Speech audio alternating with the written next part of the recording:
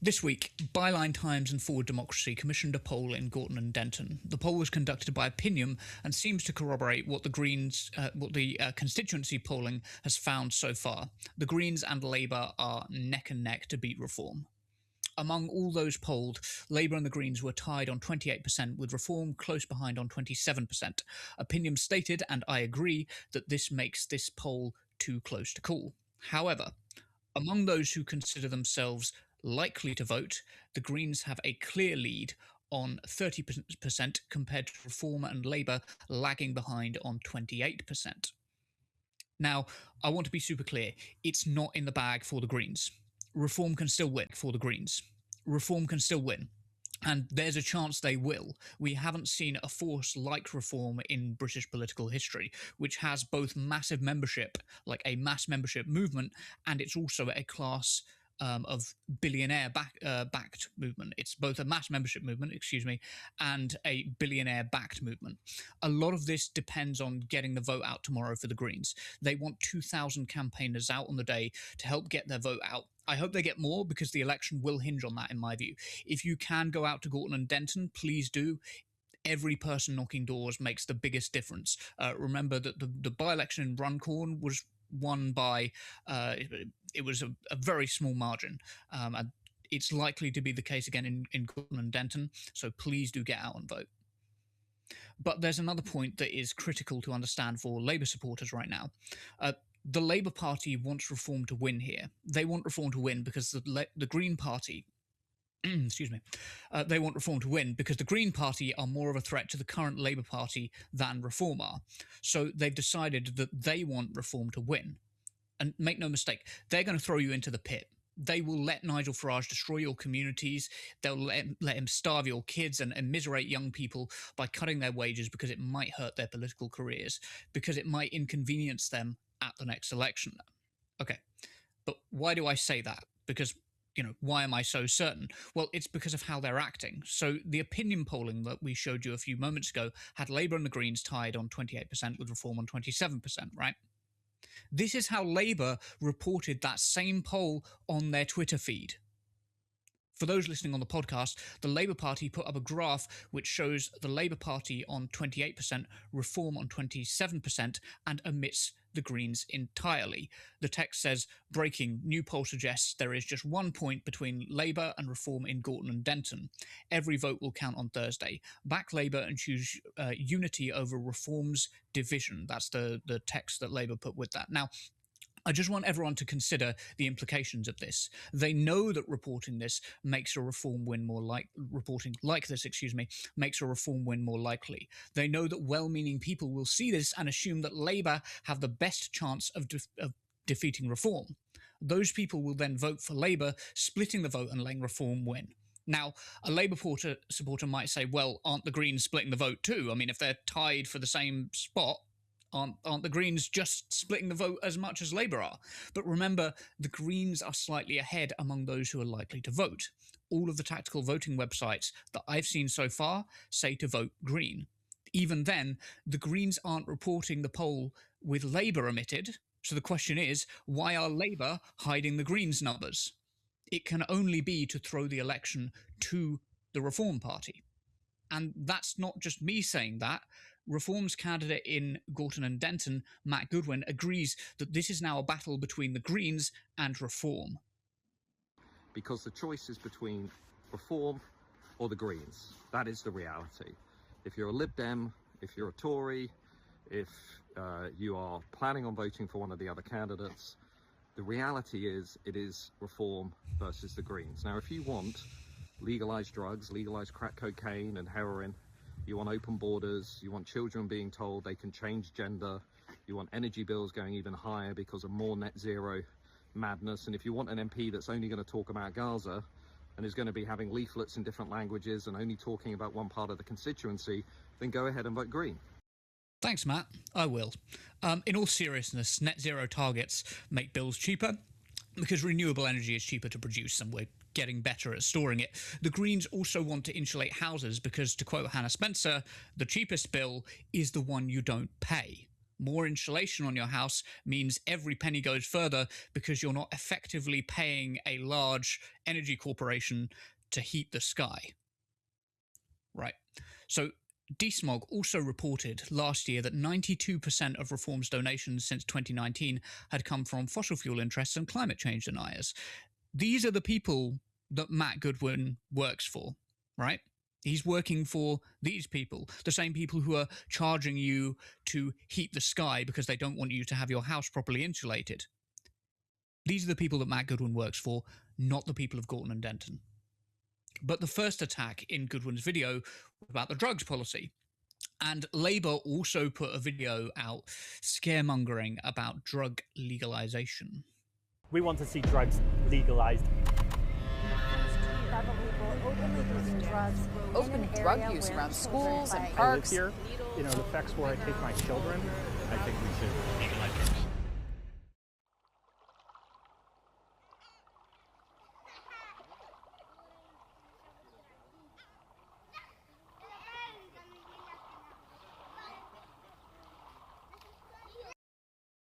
Don't risk their safety. Okay. So, dealing with that last frame first, talking about the kids and all of this stuff we've heard about how the Greens want your kids to take drugs. Okay, look, alcohol is legal in this country, right? And most of us support the idea of alcohol being legal. Most of us do not support the idea that that means that children should have access to alcohol. Right? Just because you support the legalization of drugs, that doesn't mean that you are supporting children having access to drugs. No one is supporting that. By the way, the reason Portugal's legalization policy was successful and Oregon's wasn't was largely due to the lack of rehabilitation access in Oregon.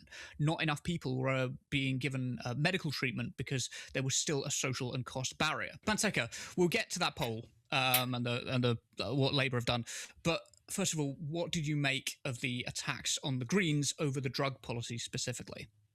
Yeah, I mean, it's just mass hysteria. A little bit desperate maybe as well. I mean, I remember when this attack line started emerging from Keir Starmer, I think in particular, he was trying to start this moral panic that, the Greens would be legalising drugs, and they talked about, drugs being legalised outside of schools. They'll be selling drugs outside of schools, as though that doesn't probably happen already. But it's not regulated in any way, which strikes me as pretty bad. So yeah, that they've kind of latched onto this as a kind of policy area. I suppose someone like Keir Starmer as well imagines that he's quite strong around this area, as previous DPP, strong on law and order. That's kind of his kind of weird authoritarian vibe, isn't it? Yeah, I think the Labour attacks in particular, they feel pretty desperate. I've not really heard the Labour Party in this particular election. Well, I haven't heard much from them in general, other than fudging the polls and the numbers. I've not heard them talk an awful lot about how they're going to raise, those constituencies' living standards, which I imagine for people in that seat is something they really care about. And there was a good bunch of interviews, I think, done actually by The Guardian, where they spoke to quite a lot of local people who, really are, hand to mouth, really choosing between heating and eating.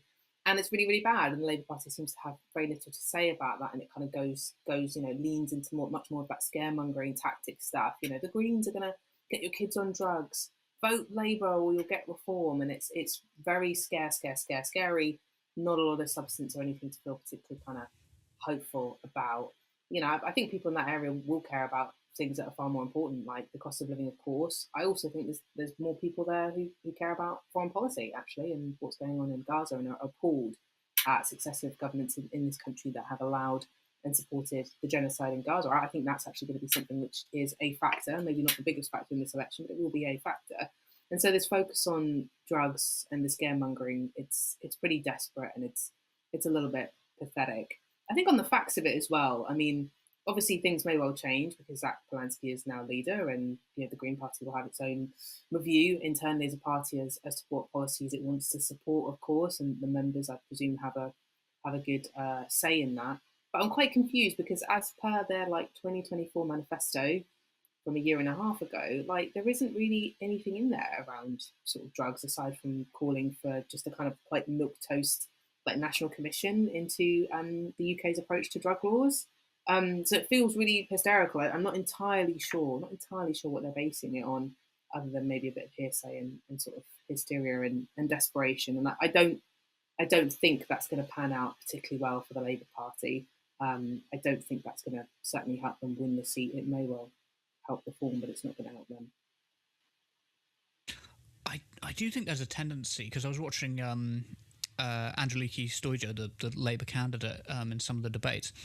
I do think there's a tendency for her to try to lean on what Labour are doing nationally, and I think that could majorly backfire, because the way that Labour have acted nationally is not popular among the kind of people who might vote Labour and swing the election for them in Gorton and Denton, if you see what I mean.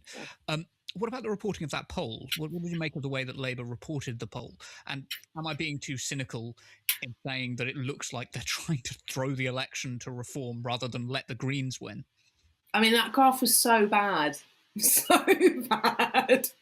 Just the way they cropped out, the Greens in that, and just, kind of fudged and misrepresented the numbers there a little bit. I mean, it's totally absurd, but at the same time, I suppose it follows quite a consistent pattern of Keir Starmer, Morgan McSweeney's Labour Party, right?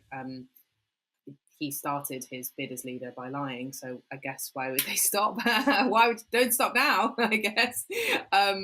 So I'm not necessarily surprised. I don't think that's too cynical at all. I agree with you, actually, and I've long thought.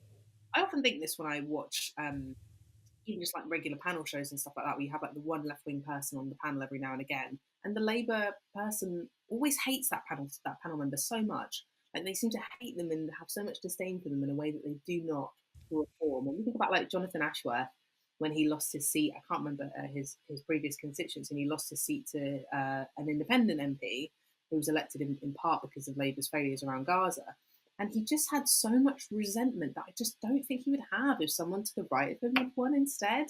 So there is this kind of slightly irrational, I think, view that has infused the Labour Party, very much kind of Morgan McSweeney's ideas, which I think still continue long after he's gone, of just really, really hating the left and preferring to see the right win. And I think there's also a tangible reason as to why, which is that if the left win, if the left make gains, that's very difficult for Blue Labour. That's very difficult to then justify, well, we have to do this. The Labour Party has to, quote unquote, meet people where they are, which just means, very harsh migration controls and a tiny shrinking welfare state.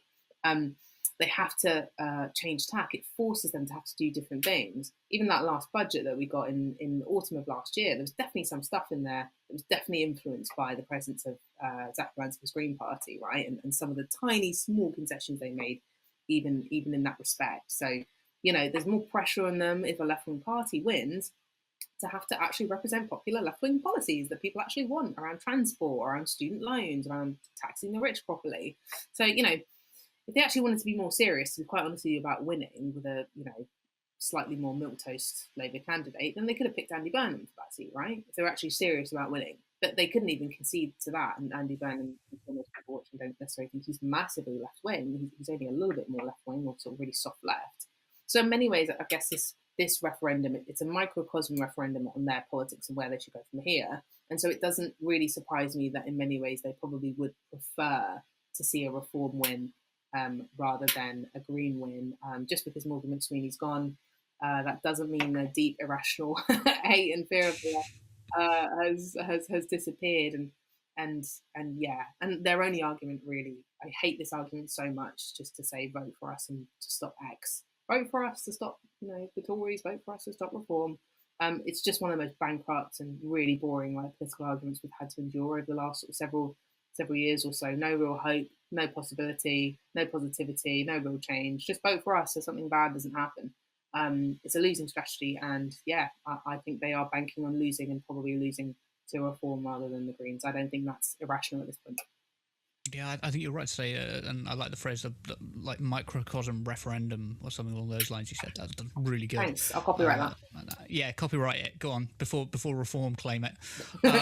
It's like, but I'm sorry, the Labour Party at the moment, they're such bastards. Like, I really do think that these tactics, like if the Green Party started using these tactics, we would be having a conversation about how they shouldn't be deceiving voters and they should, be honest about but.